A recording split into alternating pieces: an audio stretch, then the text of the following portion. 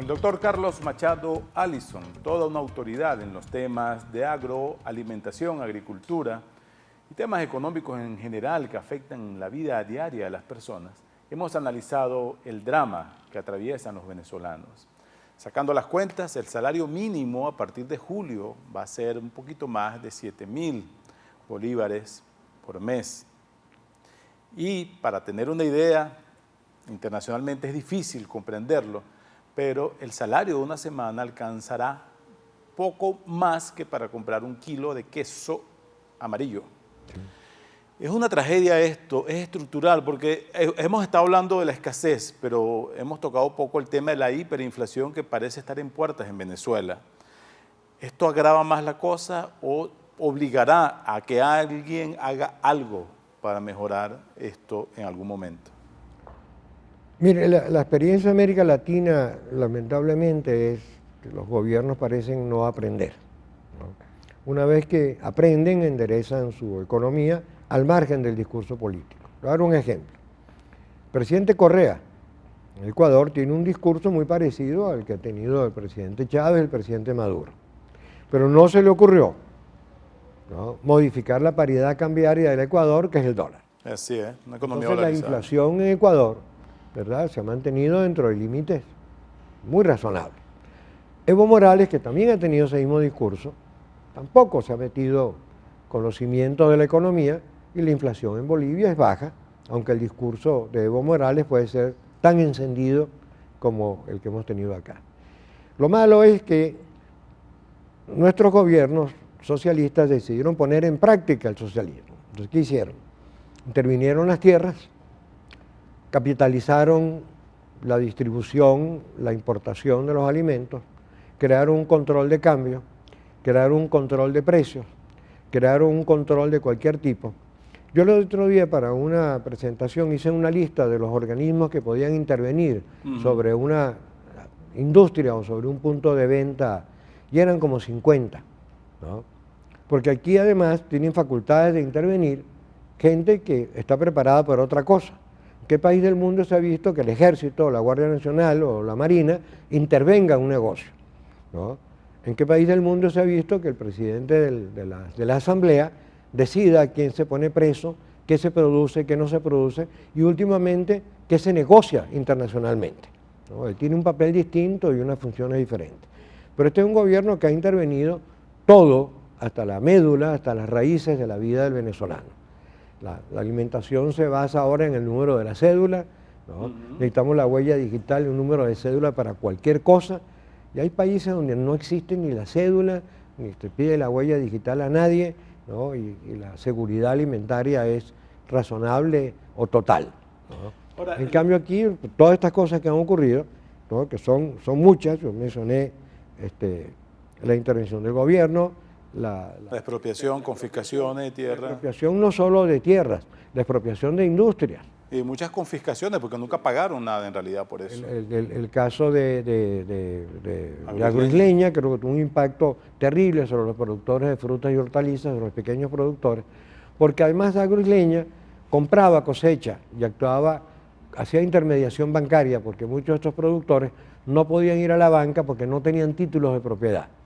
Agroisleña, sobre la base de la confianza, ¿no?, recíproca, que era un buen productor establecido en Quibor o donde sea, durante muchos años, le prestaba dinero, adelantaba dinero, luego compraba la cosecha. Yo quería volver sobre el tema de la inflación, porque las últimas mediciones en Venezuela indican que esto apunta a 140, 150% de inflación general. Pero el año pasado, por ejemplo, la inflación en alimentos duplicó al índice promedio que fue de 68,4% admitido por el gobierno.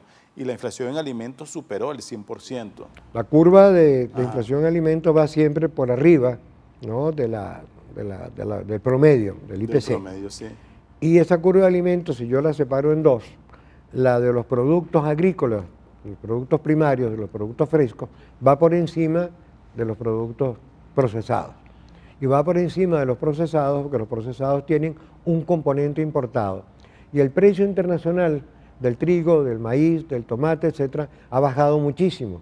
porque ese viene pegado al precio del petróleo. Cuando baja el precio del petróleo, baja también el precio internacional.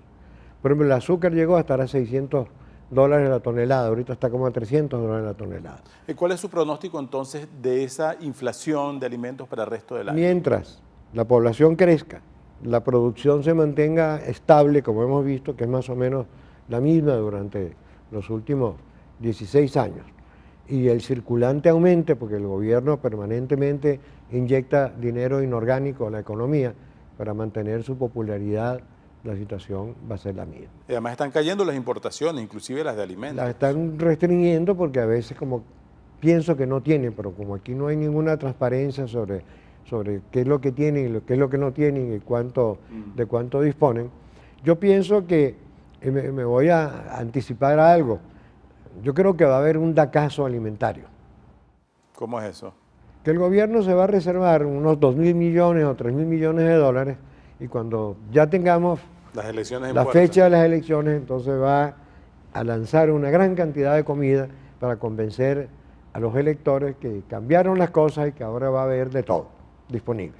¿Y ese tipo de acciones cree que podría...? Dura lo que duran los 2.000 millones de dólares y después cuando se acaben volveremos a lo mismo, porque con eso no va a aumentar la producción nacional. ¿Pero cree que logrará el impacto político o la gente ya está lo suficientemente enojada? Yo creo que sin duda que lo logra porque no todo el mundo tiene la visión de largo plazo, ¿no? Y cuando hay una cultura como la que se ha venido desarrollando en los últimos años, de la cultura de la mano extendida y de la comida gratis o de la casa gratis o de la casa bien equipada gratis, etcétera, bueno, la gente se acostumbra a que las cosas se las dé el gobierno, ¿no? La inflación y todas esas cosas que usted mencionó son estructurales y el gobierno no está haciendo absolutamente nada, por ejemplo, para atacar la inflación en su origen, el pecado original, no, igual que la escasez. Mientras mantenga la política actual, no puede y no podrá, ¿no? ¿Y qué le toca a los venezolanos? ¿Acostumbrarse a ese entorno o reaccionar? Unos se acostumbrarán, otros reaccionarán, otros vociferarán, otros escribirán, otros se irán del país, ¿no? Yo no creo que la conducta del venezolano sea uniforme. Los venezolanos no son uniformes, somos distintos. Cada uno de nosotros es distinto al otro. Pero algunos analistas durante la historia han señalado cómo eventos económicos y sociales pueden determinar cambios políticos. ¿Estaríamos en el escenario para que ocurriera algo así? Sí, pero otros, y yo tengo la experiencia vivida de Nicaragua, cuando trabajé en América Central, que las cosas pueden llegar a estar muy mal, ¿no? Y no hay una reacción violenta por parte de la población. Pero es más, después de perder las elecciones, el señor Ortega volvió al gobierno y volvió a ganar, a pesar de que dejó a Nicaragua en $300 de ingreso per cápita al año. Cuando yo vivía en Honduras y viajaba a Nicaragua todos los meses, en Nicaragua la luz se apagaba a las 7:30 de la noche, no había comida, no había supermercados, ¿no? Pero no me refiero No a había cambios nada. violentos solamente, podría ser cambios institucionales por la vía del voto, por ejemplo. Sí, bueno, eso ocurre permanentemente en Europa. Cada vez que la población europea está insatisfecha con la política económica del gobierno, lo cambia por los votos. Pero no somos europeos. Pero no tenemos una cultura tan... En los Estados Unidos, la alternación entre republicanos y demócratas tiene que ver muchas veces con los impuestos, con el costo de la vida y con factores de tipo económico, más que con factores de tipo ideológico, ¿no? De modo que yo sí confío que de alguna manera la posición electoral del gobierno se ha debilitado. Las encuestas muestran que hay un rechazo creciente y posiblemente la oposición tendrá un triunfo si las cosas se hacen como deben ser. Bueno, doctor, podríamos conversar varios programas sobre este problema. Okay, muchas gracias. Gracias a ustedes por acompañarnos. Y un saludo cordial a su audiencia. Ha sido el doctor Carlos Machado Allison, uno de los principales expertos en Venezuela en temas de agricultura, agroalimentación, profesor universitario. Ha sido para mí un gusto llevarles esta nueva conversación. Muchas gracias a ustedes por recibirnos y será hasta una próxima oportunidad. Mi Twitter, @OmarLugo, disponible para ustedes.